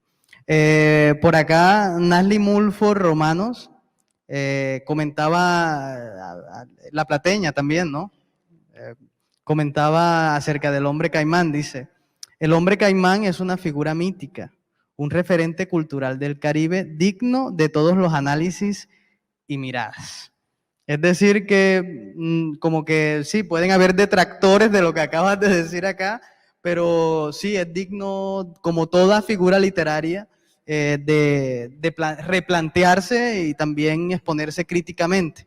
Quiero volver a la idea que te preguntaban ahorita respecto a referentes de literatura. Tú usaste la imagen del hombre caimán y la has comparado, por ejemplo, porque trajiste estos aportes desde la filosofía, que es como lo que quiero, la última preguntita que quiero hacerte para no saturar. Y es, ¿cómo hacer entrar, porque hay un medio para entrar, estas imágenes como ha entrado el hombre caimán en el imaginario, ¿sí? Que yo creo que es como el gran reto, ¿sí? De este tipo de filosofías. Porque bien, existe la imagen y el concepto, pero el hombre caimán se formó a partir de la imagen y el concepto también. ¿Cómo hacer para que eso suceda? O sea, yo sé que es una cuestión difícil y para acercarme a una respuesta, por ejemplo, este tipo de filósofos que Yair les presentó, las artes son una forma, por ejemplo. ¿Sí? ¿Cómo mediar ahí? Bueno, lo primero que se me ocurrió es que necesitamos menos filósofos y más literatos, sin duda. Personas que se dediquen a la literatura y que escriban más, sí, unos relatos diferentes, de manera de relacionarse diferente. Me parece que eso es bastante importante. Y bueno, no, era una broma eso de que necesitamos menos filósofos. Los filósofos necesitamos cuestionar todos esos mitos, todos esos imaginarios, todos esos referentes culturales, sí, del lugar de donde nacimos o esas figuras que nos han dicho cómo debe ser un hombre, cómo debe ser una mujer. Entonces yo podría decir eso. Para ponerles un ejemplo de algo que yo tuve la oportunidad de hacer hace casi 10 años, en apoyo al grupo, a la corporación Baúl Polisémico, una corporación de teatro de acá, fue escribir una obra para que la presentaran. Entonces yo creo que sí, aportes desde dejar de ser tan racionales, porque la racionalidad no es para todo el mundo y no porque sea de una élite ni de una aristocracia intelectual, sino que realmente lo que tiene que ver con estética, con sensibilidad, puede llegar de manera más fácil. Entonces, yo diría eso, porque por ejemplo usar las artes para proponer nuevas letras de canciones donde invitan a una construcción de una masculinidad diferente a lo que escuchamos en el reggaetón, por ejemplo, bueno, yo digo el reggaetón ahora mismo aquí como para seguirle la cuerda a la gente, pero igual si nos ponemos a analizar vallenatos o cualquier ritmo musical nos vamos a encontrar con lo mismo. Sí, hacer más arte, posibilitar más espacios donde se pueda impactar la conciencia de la gente a partir del sentir. Ok, ya para ir terminando, quería leer un comentario que hicieron muy pertinente frente a eso. Adolfo García Correa, ahora sí, lo dije bien. Dice, es triste que le permita al niño o niña ser como quiere ser. A mi hija no puedo dejarla construir su realidad a partir de lo que ella quiera. No puedo dejarla ser lo que sea en términos de disciplina, de ordenar su cuarto y demás. Así, para otras realidades sociales, familiares y personales. Es respetable el concepto, pero sujeto a discusiones sanas. ¿Qué opinión te merece? Pues yo, Alfonso, te diría que si yo tengo un hijo, Adolfo, discúlpame. Para mí es bastante importante esto. He cometido el error de utilizar mal el nombre de muchas personas muchas veces y eso me ha implicado incluso que cuestionen mi trabajo de masculinidades y a nivel social. Eh, y claro, estoy vulnerando el derecho a la identidad de una persona. Incluso alguna vez me dijo eso. Pero el punto, Adolfo, es que, bueno, dale, si tú consideras eso, chévere. Yo te aseguro que la mejor manera de enseñar es con el ejemplo. Entonces, si tú tienes un hijo o una hija a la cual le enseñas con el ejemplo, no tienes que andar reprimiéndola ni coartándola, porque sí, hay muchos papás que quizás a los hijos les dicen, haz esto, pero los hijos lo ven actuando de otra manera. Bueno, Adolfo, ahí está el tema de masculinidades. Tú puedes criar a tu hija como te parezca más chévere. En 2 décadas podemos hablar de cómo se crió tu hija y ojalá sea una chica excelente, una chica súper juiciosa. Yo aquí no estoy para dictarle clases de paternidad a nadie, ni clases de cómo criar a tus hijos, pero sí estoy para decirle a la gente que reprimiendo no se llega a nada bueno, que coartando no se llega a nada bueno y que explorando las libertades de las personas, hombres, mujeres o como sea que se identifiquen, orientando las pasiones de la gente para llegar a la producción y a la creación, no a la represión, me parece algo mucho más sano y mucho más positivo que decirle a un niño o niña, córtate el pelo de esta manera, déjatelo largo, puedes usar este elemento, no puedes jugar con carritos. Entonces, bueno, Adolfo, yo no voy a decirte cómo criar a tu hija, pero bueno, ahí eso depende de cada papá. Y aquí, bien, Adolfo, volví a decir Alfonso. para agregar algo, y ya después te doy la palabra para que cierres tú con algo, quería traer al lugar a Fourier, que fue el primer pensador que Yair colocó ahí en las diapositivas, y es que Fourier también plantea un tipo de educación que está basada en el ejemplo, ¿sí? Y habla exclusivamente de los niños y las niñas. Y justamente el ejemplo, yo creo que a uno le pueden enseñar lo que quieran, éticas y valores, religión, todo lo que usted quiera en el colegio, pero en realidad el niño, ¿sí? Porque todos lo fuimos también, aprende por el ejemplo. No hay otra manera de hacerlo, ¿sí? La disciplina en realidad solo muestra una forma de ejercer el poder, ¿sí? Frente a algo, a alguien, etcétera. Pero si uno crea hábitos saludables en donde en la casa y en la familia, de que las cosas deben estar ordenadas y organizadas, pero yo también hago, yo también ordeno, yo también enseño, porque es que el ejemplo enseña también. O sea, es una manera mucho más sana de enseñar con la cuestión. Pero sí, como dice Yair, sí, a veces, bueno, cada quien tiene formas y modos y todos son respetables, lo que importa aquí es el resultado o el producto, ¿sí? Y es mirar a ver qué tanta violencia se puede producir referente a esos tipos de educación o esos tipos de enseñanza en cómo queremos. Yo creo que ahí la cuestión es como ahí, ¿no? Entonces, bueno, para ir cerrando, Yair, algo que quieras decir respecto a todo, no sé, un tipo de conclusión, síntesis, respecto al tema que acabas de exponernos. Bueno, no, gracias nuevamente. Estoy muy contento de estar en este espacio. Gracias a las personas que se conectaron desde Facebook, desde YouTube, a las personas que estuvieron acá de manera presencial. Y bueno, no, lo que ya les he dicho varias veces, hay mucho trabajo por hacer respecto a masculinidades, respecto a todas las aristas que les presenté sobre la forma en que los hombres nos relacionamos con nosotros mismos, con las mujeres, con otros hombres, con nuestros hijos, a nivel de medio ambiente. Hay bastante trabajo por hacer. No hay una única manera de construir la masculinidad.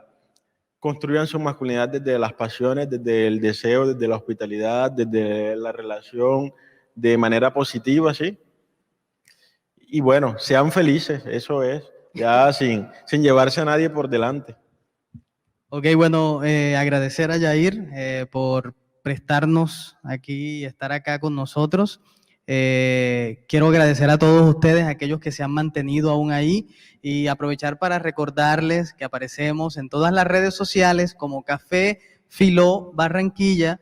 Ahí pueden encontrar en YouTube todos nuestros contenidos de todas nuestras últimas tertulias, y también encontrar cuáles van a ser, cuál va a ser el próximo tema, cuál va a ser todo eso que viene el próximo semestre. Entonces recuerden que ya estamos en el tránsito de la presencialidad, ya se nos están abriendo los espacios.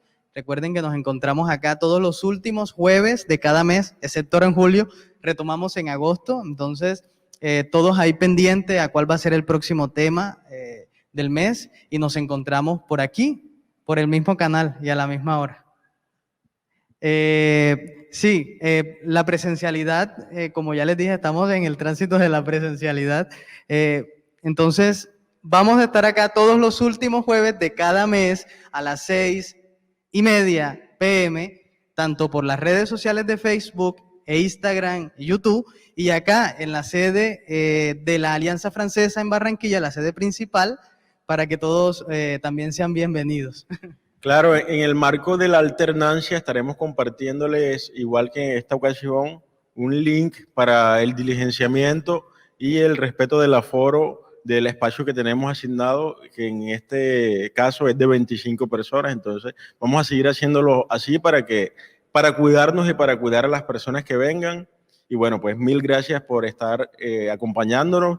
Feliz resto de jueves y hasta el próximo Café Filó. Buenas noches para todos.